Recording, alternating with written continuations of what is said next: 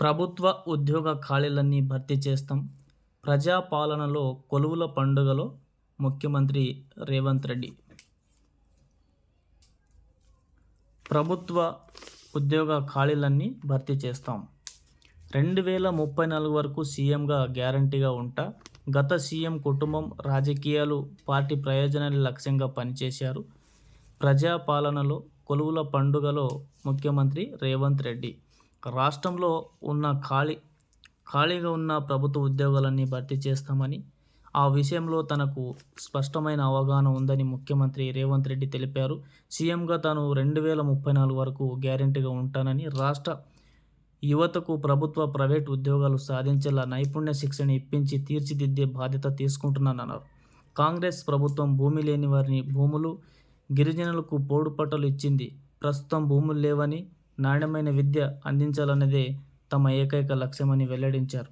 2014 నుంచి 2023 వరకు 2 సార్లు సీఎంగా పనిచేసిన వారు కుటుంబం, రాజకీయ ప్రయోజనాల కోసం పనిచేశారని, ఖాళీలను భర్తీ చేయాలన్న ఆలోచన చేయలేదని ఆరోపించారు.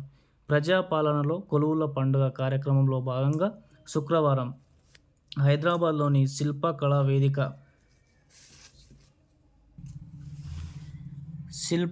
వేదికలో గ్రూప్ 3 ఉద్యోగాలు పొందిన 1370 మందికి రేవంత్ రెడ్డి నియామక పత్రాలు అందజేశారు. మంత్రులు పొన్నం ప్రభాకర్, అజారుద్దీన్, ప్రభుత్వ సలహాదారు సుదర్శన్ రెడ్డి, సీఎం సలహాదారు ఎం. నరేందర్ రెడ్డి తదితరులు పాల్గొన్నారు. సీఎం మాట్లాడుతూ, గత ప్రభుత్వం నిరుద్యోగుల సమస్యను తొలి ప్రాధాన్యంగా తీసుకోలేదు. 10 ఏళ్లు ఓపిక పట్టిన అనంతరం వాళ్ళు ఉద్యోగాలు తొలగిస్తేనే తమకు ఉద్యోగాలు వస్తాయని యువత నడుం బిగించడంతో ప్రజాప్రభుత్వం ఏర్పడింది. ఉమ్మడి రాష్ట్రంలో 2011లో గ్రూప్ 1 నోటిఫికేషన్ వస్తే 2019లో నియామకాలు పూర్తి అయ్యాయని, ఆ తర్వాత 5 నుంచి 10 లక్షల మంది యువత ఏళ్ల పాటు ఎదురు చూడవలసి రావడం కంటే ఘోరం ఏమైనా ఉంటుందా? ప్రజాప్రభుత్వం రాగానే టీజీపీఎస్సీని ప్రక్షాళన చేశాం. తెలంగాణపై చిత్తశుద్ధి ఉన్నవారిని సభ్యులుగా నియమించి పరీక్షలు నిర్వహించాం. అదేవిధంగా 55 రోజుల్లో డిఎస్సి పూర్తి చేశామని, కొన్ని కారణాలన్నీ కూడా విశ్లేషించుకొని మనము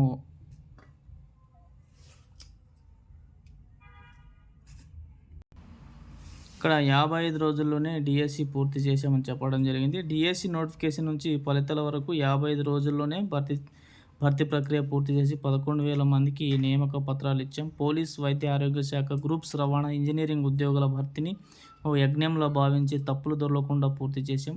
గ్రూప్ 1లో సహా గ్రూప్ 1తో సహా ఇప్పటి వరకు 70,000 మంది ఉద్యోగ పత్రాలు ఇచ్చాం. ఉద్యోగ నియామక పత్రాలు పొందడం అభ్యర్థుల జీవితకాల విజయం. ఇది వేతనం తీసుకునే ఉద్యోగం కాదు, భావోద్వేగం. ఈ భావోద్వేగంతో తెలంగాణ పునర్నిర్మాణంలో భాగస్వామ్యం కావాలి. మీరు ఎవరైనా తల్లిదండ్రులను సరిగా చూసుకోకుంటే వేతనంలో 50% కోత పెట్టి వారి ఖాతాలో వేస్తామని చెప్పడం జరిగింది. ఇక్కడ ఆర్థిక శాఖలోకి ఎక్కువ మంది, మనకు గ్రూప్ 3కి దాదాపు 5,50,000 మంది దరఖాస్తు చేసి 2,50,000 మంది పరీక్ష రాస్తే 1,370 మంది ఎంపికయ్యారు. వీరిలో సగం మంది ఆర్థిక శాఖలో చేరనున్నారు. ప్రభుత్వానికి ఆర్థిక శాఖ సెంట్రల్ నర్వ్ సిస్టమ్ లాంటిది. ప్రభుత్వానికి రోజు 120 కోట్ల ఆదాయం వస్తుంటే అంతే ఖర్చు ఉంటుంది. ఉద్యోగులంతా సమర్థత, ధైర్యంతో పనిచేయాలి. టెక్నాలజీని సక్రమంగా వినియోగించాలని సిఎస్ రామకృష్ణరావు సూచించారు. అనంతరం గ్రూప్ 3 విజేతలతో ప్రమాణం చేయించారు. ఇది ఫ్రెండ్స్ ఈరోజు ఉద్యోగాలకు సంబంధించినటువంటి న్యూస్.